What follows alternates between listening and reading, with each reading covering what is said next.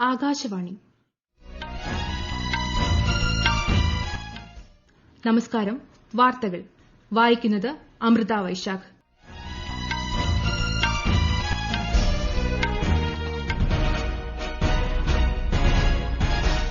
പ്രധാന വാർത്തകൾ. കാനഡയിൽ നടക്കുന്ന നിക്ഷേപക സമ്മേളനത്തെ പ്രധാനമന്ത്രി നരേന്ദ്രമോദി അഭിസംബോധന ചെയ്തു. ലോകത്തിന്റെ മാനസികാവസ്ഥയിലും വിപണികളിലും ഇന്ത്യ ഇന്ന് അതിവേഗം മാറ്റം വരുത്തുകയാണെന്ന് പ്രധാനമന്ത്രി. കുൽഭൂഷൺ ജാദവ് കേസുമായി ബന്ധപ്പെട്ട പ്രധാന വിഷയങ്ങൾ കൈകാര്യം ചെയ്യുന്നതിൽ പാകിസ്ഥാൻ പരാജയപ്പെട്ടതായി ഇന്ത്യ. കോവിഡിനെതിരായ ജനകീയ പ്രചാരണ പരിപാടി ജൻ ആന്തോളന് രാജ്യത്ത് തുടക്കമായി. കേരളത്തിൽ ഇന്ന് 5445 പേർക്ക് കോവിഡ് സ്ഥിരീകരിച്ചു. ഏത് സാഹചര്യവും നേരിടാൻ വ്യോമസേന സജ്ജമെന്ന് സേനാമേധാവി RKS ബദൌരിയ. വാർത്തകൾ വിശദമായി. ലോകത്തിന്റെ മാനസികാവസ്ഥയിലും വിപണികളിലും ഇന്ത്യ ഇന്ന് അതിവേഗം മാറ്റം വരുത്തുകയാണെന്ന് പ്രധാനമന്ത്രി നരേന്ദ്രമോദി. കാനഡയിൽ നടക്കുന്ന നിക്ഷേപക സമ്മേളനത്തെ വീഡിയോ കോൺഫറൻസിലൂടെ അഭിസംബോധന ചെയ്യുകയായിരുന്നു അദ്ദേഹം. രാജ്യത്ത് നേരിട്ടുള്ള വിദേശ നിക്ഷേപ നയം കൂടുതൽ ഉദാരവൽക്കരിച്ചും നിരവധി കനേഡിയൻ കമ്പനികളാണ് ഇന്ത്യയിൽ നിക്ഷേപം നടത്തിയിരിക്കുന്നത്. ഇനിയും കൂടുതൽ കമ്പനികൾ ഇന്ത്യയിൽ നിക്ഷേപം നടത്തണം. ഇതിന് കാനഡയിലെ ഇന്ത്യൻ സമൂഹം കൂടുതൽ സഹായം നൽകണമെന്നും അദ്ദേഹം ആവശ്യപ്പെട്ടു. ലോകത്തെ ഔഷധ നിർമ്മാണ മേഖലയിൽ ഇന്ത്യ നിർണായക പങ്കാണ് വഹിക്കുന്നത്. 150ഓളം രാജ്യങ്ങൾക്ക് ഇന്ത്യ ഇതുവരെ മരുന്ന് നൽകിയിട്ടുണ്ട്. ഈ വർഷം മാർച്ച്, ജൂൺ മാസങ്ങളിൽ നമ്മുടെ കാർഷിക കയറ്റുമതി 23% ഉയർന്നതായും അദ്ദേഹം പറഞ്ഞു.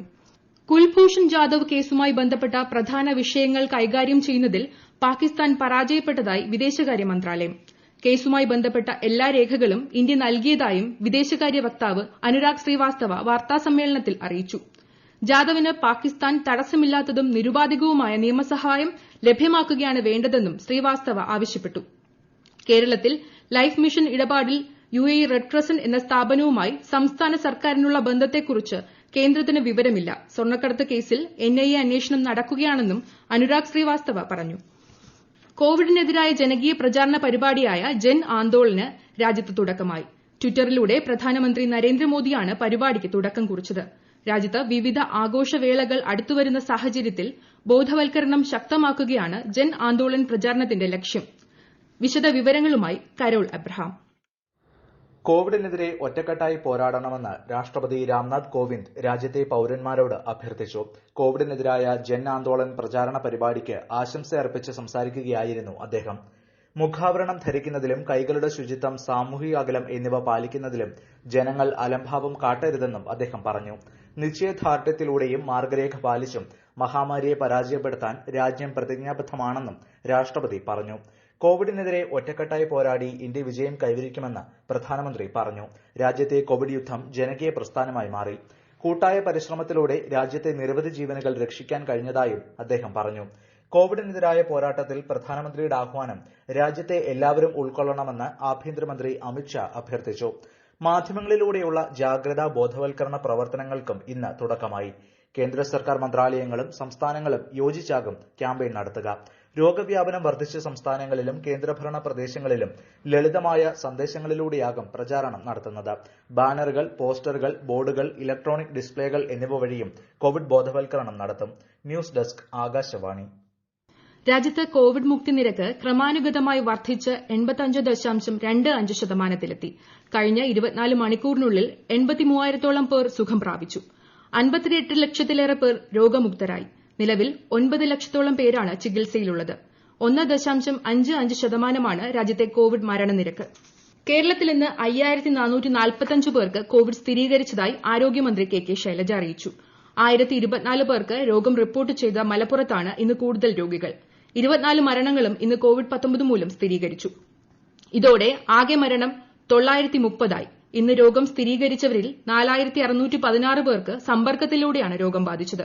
502 പേരുടെ സമ്പർക്ക ഉറവിടം വ്യക്തമല്ല. 7003 പേർ ഇന്ന് രോഗമുക്തരായി. ഇനി 90,579 പേരാണ് ചികിത്സയിലുള്ളത്. ലോകത്താകെ കോവിഡ് ബാധിതരുടെ എണ്ണം 3,63,00,000 കടന്നു. ഇതിൽ 2,74 ലക്ഷത്തോളം പേർ രോഗമുക്തി നേടി. നിലവിൽ 79 ലക്ഷത്തോളം പേരാണ് ചികിത്സയിലുള്ളത്. മരണസംഖ്യ 10,60,000 കഴിഞ്ഞു. ഈ വാർത്തകൾ ആകാശവാണിയിൽ നിന്ന്. കൊറോണ ആശങ്കയല്ല, ജാഗ്രതയാണ് വേണ്ടത്. കേന്ദ്ര ആരോഗ്യ മന്ത്രാലയം പുറപ്പെടുവിക്കുന്ന നിർദ്ദേശങ്ങൾ. ജനങ്ങൾ കൂട്ടം കൂടുന്നത് ഒഴിവാക്കുക. ഇടയ്ക്കിടെ കൈകൾ സോപ്പും വെള്ളവും ഉപയോഗിച്ചോ സാനിറ്റൈസർ ഉപയോഗിച്ചോ വൃത്തിയാക്കുക. നിർബന്ധമായും മാസ്ക് ധരിക്കുക. പനിയോ ചുമയോ ശ്വാസതടസ്സമോ തുടരുന്ന സാഹചര്യത്തിൽ വൈദ്യസഹായം തേടുക. കൊറോണയെ സംബന്ധിച്ച വിവരങ്ങൾക്ക് ആരോഗ്യ മന്ത്രാലയത്തിന്റെ 1075ലും ദിശയുടെ 1056ലും ബന്ധപ്പെടാം. അഫ്ഗാനിസ്ഥാനിലെ സമാധാന പ്രക്രിയയ്ക്ക് ഇന്ത്യയുടെ ഉറച്ച പിന്തുണയുണ്ടെന്ന് പ്രധാനമന്ത്രി നരേന്ദ്രമോദി പറഞ്ഞു. പ്രധാനമന്ത്രിയെ വസതിയിൽ സന്ദർശിച്ച അഫ്ഗാൻ ഉന്നത കൌൺസിൽ ചെയർമാനും സമാധാന ശ്രമങ്ങളുടെ ഏകോപകനുമായ അബ്ദുള്ളയാണ് ഇക്കാര്യം അറിയിച്ചത്. ഇന്ത്യയും അഫ്ഗാനുമായുള്ള ആഴമേറിയ ബന്ധം തുടരുമെന്നും പ്രധാനമന്ത്രി ആവർത്തിച്ച് വ്യക്തമാക്കി. തികച്ചും സൌഹാർദ്ദപരമായ ആശയവിനിമയമാണ് നടന്നതെന്നും വികസനത്തിന്റെ പുതിയ തലങ്ങൾ വരെ ചർച്ചയായെന്നും ശ്രീ അബ്ദുള്ള ട്വീറ്റ് ചെയ്തു. ആവശ്യം വരുമ്പോൾ എതിരാളികളെ നേരിടാനുള്ള ദൃഢനിശ്ചയവും പ്രവർത്തന മികവും വ്യോമസേന പലതവണ പ്രകടമാക്കിയതായി സേനാ മേധാവി air chief marshal RKS Bhadauria പറഞ്ഞു. 88ാം വ്യോമസേനാ ദിനത്തെ അഭിസംബോധന ചെയ്യുകയായിരുന്നു അദ്ദേഹം. കരസേനയ്ക്ക് ആവശ്യമായ പിന്തുണ നൽകേണ്ടതിന് എല്ലാ സജ്ജീകരണങ്ങളും വ്യോമസേന നടത്തിയിട്ടുണ്ട്. ലഡാക്കിലെ സ്ഥിതി കണക്കിലെടുത്തുള്ള ഒരുക്കങ്ങൾ നടത്തിയ വൈമാനികരെയും സേനാംഗങ്ങളെയും അദ്ദേഹം അഭിനന്ദിച്ചു. വ്യോമയാന മേഖലയിൽ തദ്ദേശീയ സംവിധാനങ്ങളിലേക്ക് സേന മാറുകയാണ്. 5ാം തലമുറ വിമാനം നിർമ്മിക്കാൻ വ്യോമസേന പൂർണ്ണമായും പ്രതിജ്ഞാബദ്ധമാണെന്നും സേനാ മേധാവി പറഞ്ഞു. കോവിഡ് വെല്ലുവിളിയെ തുടർന്ന് ഇന്ത്യയുടെ മൊത്തം ആഭ്യന്തരോൽപാദനം 9.6% കുറയുമെന്ന് ലോകബാങ്ക് അറിയിച്ചു. ലോകബാങ്കിന്റെ ദക്ഷിണേഷ്യയുടെ സാമ്പത്തിക വളർച്ച സംബന്ധിച്ച റിപ്പോർട്ടിലാണ് ഇക്കാര്യം വ്യക്തമാക്കിയിട്ടുള്ളത്. ലോക്ഡൌണിനെ തുടർന്ന് ഇന്ത്യയിലെ വിവിധ ഉൽപാദന വരുമാന മേഖലകളിൽ സംഭവിച്ച ഇടിവാണ് ഇതിന് കാരണം. കോഴിക്കോട് വിമാനാപകടത്തിൽ പരിക്കേറ്റവർക്കും മരിച്ചവരുടെ കുടുംബങ്ങൾക്കും ഇൻഷുറൻസ് ഏജൻസി നഷ്ടപരിഹാരം പൂർണ്ണമായും നൽകിയതായി Air India CMD Rajeev Bansal പറഞ്ഞു. അപകടം നടന്നയുടനെ തന്നെ എയർ ഇന്ത്യയും നഷ്ടപരിഹാരം നൽകിയിരുന്നു. തകർന്ന വിമാനത്തിനുള്ള നഷ്ടപരിഹാരത്തിന്റെ 1ാം ഗഡു എയർ ഇന്ത്യയ്ക്ക് ലഭിച്ചതായും അദ്ദേഹം പറഞ്ഞു. കേന്ദ്ര സർക്കാരുമായി ചേർന്ന് നടപ്പിലാക്കുന്ന ജലജീവൻ മിഷൻ പദ്ധതിയുടെ ആദ്യഘട്ടത്തിന്റെ പ്രാരംഭ പ്രവർത്തനങ്ങൾക്ക് കേരളത്തിൽ തുടക്കമായി. പ്രവർത്തനോദ്ഘാടനം മുഖ്യമന്ത്രി പിണറായി വിജയൻ നിർവഹിച്ചു. സംസ്ഥാനത്തെ മുഴുവൻ ഗ്രാമീണ വീടുകൾക്കും ജലജീവൻ മിഷൻ പദ്ധതി വഴി ടാപ്പിലൂടെ സ്ഥിരമായി കുടിവെള്ളം എത്തിക്കുകയാണെന്ന് അദ്ദേഹം അറിയിച്ചു. ആദ്യഘട്ടത്തിൽ 16.48 ലക്ഷം വീടുകൾക്ക് കണക്ഷൻ ലഭിക്കും. ഈ വർഷത്തെ സാഹിത്യത്തിനുള്ള നൊബേൽ സമ്മാനം അമേരിക്കൻ കവയിത്രി ലൂയിസ് ക്ലെക്കിന്. വ്യക്തിയുടെ അസ്തിത്വത്തെ സാർവലൌകികമാക്കുന്ന തീക്ഷ്ണ സൌന്ദര്യമാർന്ന സ്പഷ്ടമായ കാവ്യാത്മക ശബ്ദത്തിനാണ് പുരസ്കാരമെന്ന് സ്വീഡിഷ് അക്കാദമി വ്യക്തമാക്കി. കോവിഡ് മഹാമാരിക്കാലത്ത് അവശ്യ സാധനങ്ങൾ രാജ്യത്തുടനീളം വിതരണം ചെയ്യുന്നത് ലൈഫ് ലൈൻ ഉഡാൻ സേവനങ്ങൾ വലിയ സംഭാവന നൽകിയതായി വ്യോമയാന മന്ത്രി ഹർദീപ് സിംഗ് പുരി. വിദേശ രാജ്യങ്ങളിൽ നിന്ന് 2000 ടണ്ണോളം വൈദ്യ ഉപകരണങ്ങളും മറ്റ് അവശ്യ മരുന്നുകളും ഇറക്കുമതി ചെയ്തു. ഇതിൽ 30 ടണ്ണോളം രാജ്യത്തിന്റെ വിവിധ ഭാഗങ്ങളിൽ വിതരണം നടത്തിയതായും അദ്ദേഹം ന്യൂഡൽഹിയിൽ മാധ്യമപ്രവർത്തകരെ അറിയിച്ചു. ബീഹാർ ആദ്യഘട്ട നിയമസഭാ തെരഞ്ഞെടുപ്പിനുള്ള നാമനിർദ്ദേശ പത്രികാ സമർപ്പണം അവസാനിച്ചു. മുതിർന്ന BJP നേതാവും കൃഷിമന്ത്രിയുമായ പ്രേംകുമാർ, സംസ്ഥാന മന്ത്രിമാരായ ജയ്കുമാർ സിംഗ്, രാംനാരായൺ മണ്ഡൽ, മുൻ മുഖ്യമന്ത്രി ജിതാൻ റാം മഞ്ചി എന്നിവരും പത്രിക സമർപ്പിച്ചവരിലുണ്ട്. നാമനിർദ്ദേശങ്ങളുടെ സൂക്ഷ്മ പരിശോധന നാളെ നടക്കും. സ്ഥാനാർത്ഥിത്വം പിൻവലിക്കുന്നതിനുള്ള അവസാന തീയതി ഈ മാസം 12-നാണ്. ചുഴലിക്കാറ്റ് ഉൾപ്പെടെയുള്ള കാലാവസ്ഥാ വ്യതിയാനം കൃത്യമായും സമഗ്രമായും കണക്കാക്കാവുന്ന മുന്നറിയിപ്പ് സംവിധാനം ഉടൻ നിലവിൽ വരുമെന്ന് IMD director general Mrutyunjay Mohapatra പറഞ്ഞു. ലോക ബഹിരാകാശ വാരാചരണത്തിന്റെ ഭാഗമായി നടന്ന പരിപാടിയിൽ സംസാരിക്കുകയായിരുന്നു അദ്ദേഹം. ചുഴലിക്കാറ്റുകൾ മൂലമുണ്ടാകുന്ന സ്വത്തിന്റെ നാശവും സാമ്പത്തിക നാശവും കുറയ്ക്കാൻ പുതിയ സംവിധാനം ഉപകരിക്കുമെന്നും അദ്ദേഹം പറഞ്ഞു.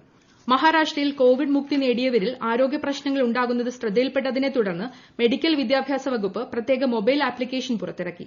കോവിഡ് കവച് എന്ന് പേരിട്ടിരിക്കുന്ന ഈ മൊബൈൽ ആപ്ലിക്കേഷൻ വഴി രോഗികൾ നേരിടുന്ന ബുദ്ധിമുട്ടുകൾ വിദഗ്ധരെ അറിയിക്കാവുന്നതാണ്. ഓക്സിജൻ നിർമ്മാണത്തിൽ സ്വയം പര്യാപ്തത ലക്ഷ്യമിട്ട് ഉത്തർപ്രദേശ് സർക്കാർ ആരംഭിച്ച ഓക്സിജൻ പ്ലാന്റിന്റെ ഉദ്ഘാടനം നടന്നു. ഗാസിയാബാദിലെ മോദി നഗറിൽ നടന്ന ചടങ്ങ് വീഡിയോ കോൺഫറൻസിലൂടെ ഉത്തർപ്രദേശ് മുഖ്യമന്ത്രി ഉദ്ഘാടനം ചെയ്തു. പ്രധാന വാർത്തകൾ വീണ്ടും.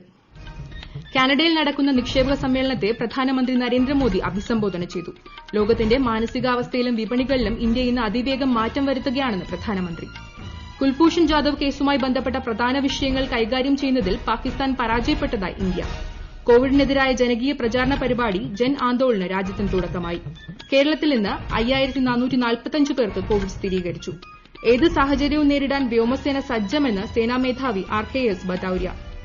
വാർത്തകൾ കഴിഞ്ഞു. ഈ നിലയത്തിൽ നിന്നുള്ള അടുത്ത വാർത്താ പ്രക്ഷേപണം രാത്രി 9 മണിക്ക്.